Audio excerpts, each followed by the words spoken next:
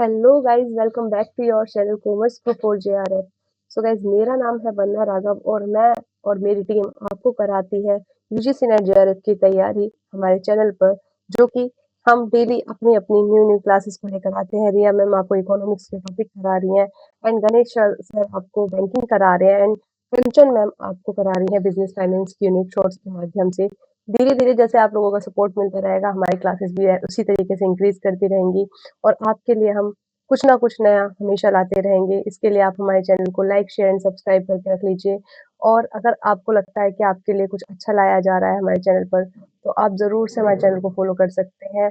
और आपके लिए डेली हमारे टेलीग्राम चैनल के माध्यम से आपको डेली क्वेश्चन प्रैक्टिस कराई जाती है, तो आप उसको भी ज्वाइन कर सकते हैं। तो अभी हमने देखा रिसेंटली कि हमारा जो इनकम टैक्स एक्ट 1961 है, वो खत्म हो चुका है और एक नया टैक्स आया है, नया एक्ट आया है जिसका नाम है इनकम टैक्स एक्ट 2025। तो आज हम इसके बारे में, इसके मेजर चेंजेस के बारे में पढ़ेंगे और हमारे एग्जाम पॉइंट ऑफ व्यू में क्या-क्या आ सकता है उसको भी ध्यान में रखते हुए हम आगे के बारे में इसके लिए पढ़ते रहेंगे। तो ये बहुत बड़ा बदलाव है कि 1961 का एक्ट अब कम से कम 60 से 65 साल बाद चेंज होने वाला है, हो चुका है सॉरी। 60 से 65 साल बाद चेंज हुआ है इसमें और बहुत सारी घिसी-पिटी पुरानी चीज़ें चल रही थी। अलाउंसेस बहुत ज़्यादा कम-ज़्यादा ऐसे ही मिले जा रहे थे, लेकिन बहुत दिन से इसमें कुछ चेंज होना बाकी था, तो फाइनली वो चेंज हो चुका है। तो आइए एक-एक करके हम इसके बारे में समझते हैं कि वो क्यों चेंज हुआ है और क्या-क्या इसमें अमेंडमेंट्स करे गए हैं, जो कि हमारे लिए तो हमारी यूनिट नंबर 10 जो है इनकम टैक्स से रिलेटेड, उसके लिए काफ़ी इम्पोर्टेंट हो जाता है। तो आई होप आपको ये सेशन पसंद आएगा। चलिए चलते हैं इसके इनकम टैक्स एक्ट 2025 में। तो इनकम टैक्स एक्ट 2025 लाया क्यों गया है? इसकी ज़रूरत क्यों पड़ गई हमें लाने के लिए? तो इसके लिए हमें क्या करना है? ये हमारा ये क्यों नहीं चल रहा है? हाँ।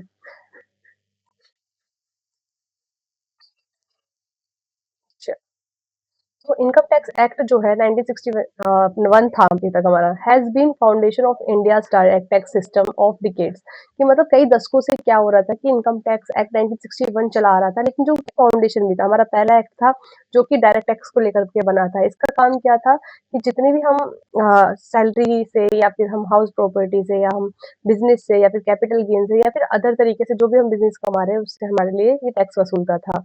लेकिन अब क्या गया है कि इसमें क्या हो रहा था कि काफ़ी सारे रूल्स रेगुलेशन हो रहे थे और इसकी जो लैंग्वेज है वो भी काफ़ी कहते कॉम्प्लिकेटेड थी, जो कि अब इतने सारे अमेंडमेंट्स हो गए थे इसमें कि हमें वो चीज़ समझ में नहीं आ रही थी अब कैसे करें। कोई अगर साधारण इंसान है तो उसके लिए तो समझना बहुत ही ज़्यादा मुश्किल हो रहा था। तो अब उसी सब चीज़ों को खत्म करके हमने इनकम टैक्स एक्ट 2025 लेकर आए हैं। तो इसका पर्पस क्या है? इसको लेकर क्यों आए? तो ये क्या है कि इसने क्या करा है, कॉम्प्लेक्सिटी बहुत ज़्यादा हो रही थी, आउटडेटेड लैंग्वेज बहुत ज़्यादा थी, मतलब ऐसी लैंग्वेज का यूज़, ऐसे टर्म्स का यूज़ किया जाता था जो हमको समझ में नहीं आ रही थी एंड न्यूमेरस अमेंडमेंट बार-बार इसमें करे जा रहे थे। लेकिन इन सबको खत्म करने के लिए क्या करा है, इनकम टैक्स बिल 2025 आया, जो कि किस लिए आया था कि इन सब चीज़ों को ईज़ी करने के लिए, ठीक है? तो the new laws aims to make taxation more transparent, user friendly and efficient बनाने के लिए। तो आयकर अधिनियम 1961 दशकों से भारत की प्रत्यक्ष कर प्रणाली की नींव रहा है। हालाँकि बढ़ती जटिलता, पुरानी लैंग्वेज और कई संशोधनों के कारण सरकार ने नए कर ढांचे को आधुनिक और सरल बनाने के लिए आयकर विधेयक 2025 का प्रस्ताव दिया है। नए कानून का उद्देश्य क्या-क्या है? अधिक पारदर्शी होना, ताकि हमारे बीच में और सरकार के बीच में एक अच्छी तरीके से ट्रांसपेरेंसी ला सके। वो क्या नियम लेकर आ रहे हैं वो हमको पता हो और हम क्या चाह रहे हैं वो उनको भी पता हो, ठीक है?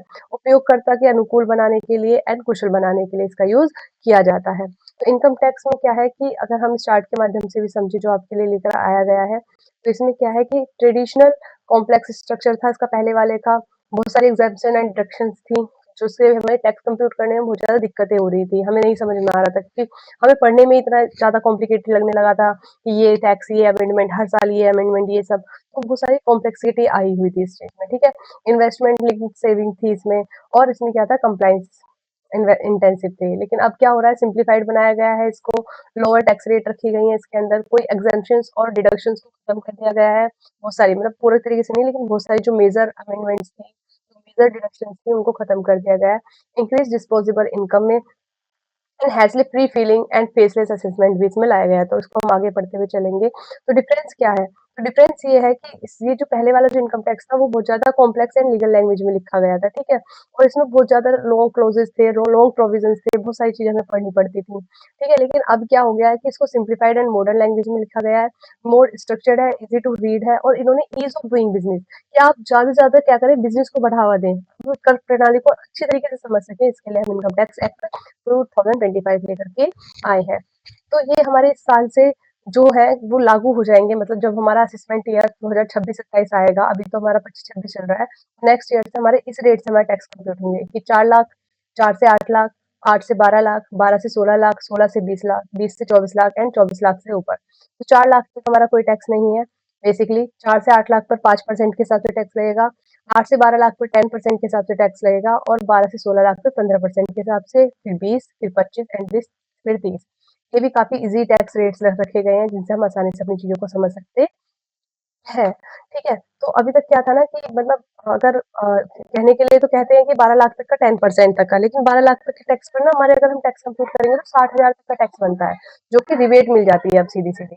कि रिबेट के अमाउंट को भी बढ़ा दिया गया है, रिबेट हमारे सेक्शन किसमें आती है 87 ए में आती है। तो हमें 60,000 की तो रिबेट मिल जाती है, प्लस हमें 75,000 हमारा क्या कर दिया गया है स्टैंडर्ड डिडक्शन कर दिया गया है। तो अगर मैं बेसिकली कहना चाहूँ तो 12,75,000 तक 12,75,000 तक हमें कोई टैक्स नहीं देना पड़ेगा, जो कि हमारे लिए क्या है बहुत अच्छी बात है और हम आगे अपनी 12,75,000 तक की इनकम पर बिल्कुल ज़ीरो टैक्स फ़ाइल कर सकते हैं, ठीक है?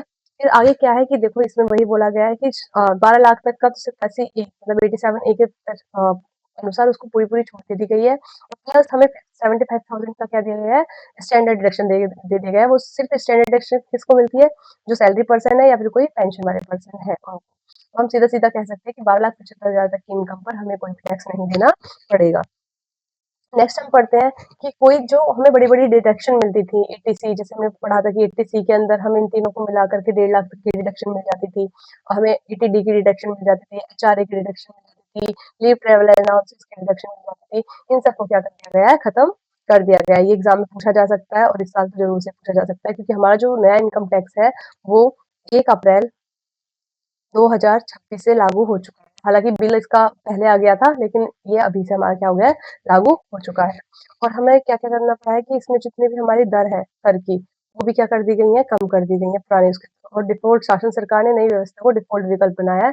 अब आप अभी भी क्या कर सकते हैं, पुराना वाला जो हमारा पहला वाला है ना, 2.5 लाख तक की इनकम 2.5 से 5 लाख की जो सबसे पुराना पहली बार है, वो उसको भी हम अडॉप्ट कर सकते हैं और प्लस भी ले सकते हैं, ठीक है? अब हमें अगर इसका हम क्विक डिफरेंस देखें तो देखो टैक्स रेट पहले वाले में क्या है, जो अभी न्यू वाला है उसमें कम टैक्स रेट है, जो ओल्ड वाली रिजीम है उसमें हाई टैक्स रेट है। डिडक्शन जो है वो नए वाले में खत्म कर दी गई है बहुत सारी, लेकिन अगर हम ओल्ड रिजीम अपनाते हैं 1961 वाली जो पुरानी है बिल्कुल, उसमें अलाउड है। कॉम्प्लेक्सिटी यहाँ पर क्या है, नए वाले में सिंपल तरीके से टैक्स कंप्यूट कर सकते हैं, लेकिन पुराने वाले में क्या है कॉम्प्लेक्स नेचर बना हुआ है। और यहाँ पर क्या है डिडक्शन कम दी गई है और यहाँ पर ज़्यादातर डिडक्शन दी गई थी पुराने वाले में। तो ये इसका क्विक रिव्यू है जो भी अभी तक हमने पढ़ा है। फिर और भी बहुत सारे मेजर रिफॉर्म्स हुए थे। अभी तक हमने आपने काफ़ी बार पढ़ा होगा कि हम बार-बार बात करते थे कि अभी असेसमेंट ईयर ही है, प्रीवियस ईयर ही है। पढ़ते थे ना? और इसमें अभी तक हम पढ़ते थे कि हमारा कहाँ जा रहा प्रीवियस ईयर और असेसमेंट ईयर को हम पढ़ लेते हैं अभी तक।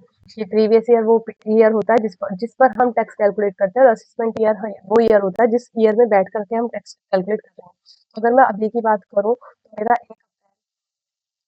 2025 से लेकर 2025 से लेकर 31 मार्च 2026 तक, है ना? तो इसको तो मैं प्रीवियस ईयर कह देती हूँ और जो मैं असेसमेंट ईयर की बात करूँ वो मेरा 1 अप्रैल 2026 से लेकर के 31 मार्च 2027 तक क्या हो जाएगा मेरा असेसमेंट ईयर हो जाएगा। लेकिन अब इस वाली टर्म को ये जो 12 महीने की टर्म जो हम ये 2-2 चीज़ों में कन्फ्यूज़ हो जाते थे कि असेसमेंट ईयर क्या होता है, प्रीवियस ईयर क्या होता है। इसको खत्म करके अब इसके लिए सिर्फ़ हमें एक नाम याद करने की ज़रूरत है जिसका नाम है अब टैक्स ईयर। क्या नाम है उसका? Tax year. अब हम इन दोनों चीज़ों को मिलाकर हम क्या कहेंगे? टैक्स ईयर कहेंगे कि जिस साल हम अब टैक्स कैलकुलेट करेंगे उसको प्रीवियस ईयर को क्या कहेंगे? हम टैक्स ईयर कहेंगे जिसकी इनकम पर हमें टैक्स लगाना होगा। अब उसका सेकंड क्या है सिम्प्लीफाइड एंड शॉर्टन हो जाएगा। पहले कम से कम 800 से ज़्यादा सेक्शन हमें पढ़ने पड़ते थे अगर हम इनकम टैक्स को डिटेल से एनालाइज़ करना चाहते हैं। लेकिन अभी इसको सिम्प्लीफाई करके 536 कर दिया गया है और इसके 23 चैप्टर भी ऑर्गनाइज़ हो चुके हैं, जो कि बहुत सारे हो जाते हैं। अब ये हमारे लिए क्या होगा लेस कॉम्प्लेक्सिटी होगा, ईज़ियर नेविगेशन होगा। रिमूवल ऑफ कॉम्प्लेक्स लैंग्वेज, जैसे कि बहुत सारी लैंग्वेज ऐसी यूज की जाती थी जिनका मतलब हमें पता ही नहीं पड़ता था, या बहुत सारे लो ऐसे थे जो डबल डबल आ रहे थे, है ना, उन सबको खत्म करके उसको भी सिंप्लीफाई किया गया है। फिर बोल रहा है digital at first digital first and faceless system, जरूरी नहीं है कि आप फेस टू फेस जाकर के किसी से अपना अपनी शिकायतें करो या अपना मतलब आईटीआर फिल करो। तो अभी क्या करते हैं कि अब आप फिजिकल अपीयरेंस को कम कर रहे हैं ये लोग, है ना, फिजिकल इंटरेक्शन को कम कर रहे हैं टैक्स ऑफिसर्स की। इससे क्या होगा कि आपका जो करप्शन है वो भी रिड्यूस होगा और आपकी ट्रांसपेरेंसी भी क्या होगी, इंप्रूव होगी। आप डिजिटल तरीके से ऑनलाइन कम्युनिकेशन कम्युनिकेशन के माध्यम से भी आप अपनी बातों को रख सकते हैं। Focus on reducing litigation, litigation का मतलब है जैसे कि वो साइड आपके केस वगैरह चलते रहते थे ना, तो अब उनको भी क्या करना है, कम करना है, क्योंकि आपको अब हर चीज की ना सिंपल डेफिनेशन मिलेगी, स्ट्रक्चर प्रोविजन मिलेगा और सब कुछ आपको अच्छे तरीके से मिलेगा, जिससे आपके जो डिस्प्यूट है या कोर्ट केसेस है वो भी क्या हो जाएंगे, कम हो जाएंगे। ठीक है। No major changes in tax rate, tax rate में बहुत सारे चेंजेस नहीं किए गए हैं, मतलब ऐसा ही है जैसे पहले था, लेकिन बस थोड़ी बहुत हमने क्या करा है कि अपनी जो टैक्स की अमाउंट थी, जो कि इनकम की थी, जो मतलब 7 या 8 लाख तक की थी, उसको 12 लाख तक ले गए हैं, लेकिन उसमें जो रेट है उसमें ज़्यादा कम ज़्यादा नहीं किया है, ठीक है? फिर बोल रहे हैं कि जो new tax system become central, जो ये है सेंट्रल होंगे, ये क्या करेंगे कि नई व्यवस्था में कम दरें, कम कटौती पर जोर दिया गया है और डिफ़ॉल्ट सिस्टम के रूप में जारी रहता है, सरल कराधान की ओर सरकार की। हम अपने टैक्स सिस्टम को क्या करना चाहते हैं, बहुत ज़्यादा सिंपल करना चाहते हैं। रिबेट बढ़ा दी गई है 60,000 से, अभी हमने पढ़ा था, है ना, 12 लाख तक की इनकम पर हमें 60,000 तो सीधी-सीधी रिबेट मिल जाएगी और फिर प्लस हमें 75,000 की स्टैंडर्ड डिडक्शन मिल जाएगी। तो हमें बहुत सारी इनकम पर टैक्स देना नहीं पड़ेगा।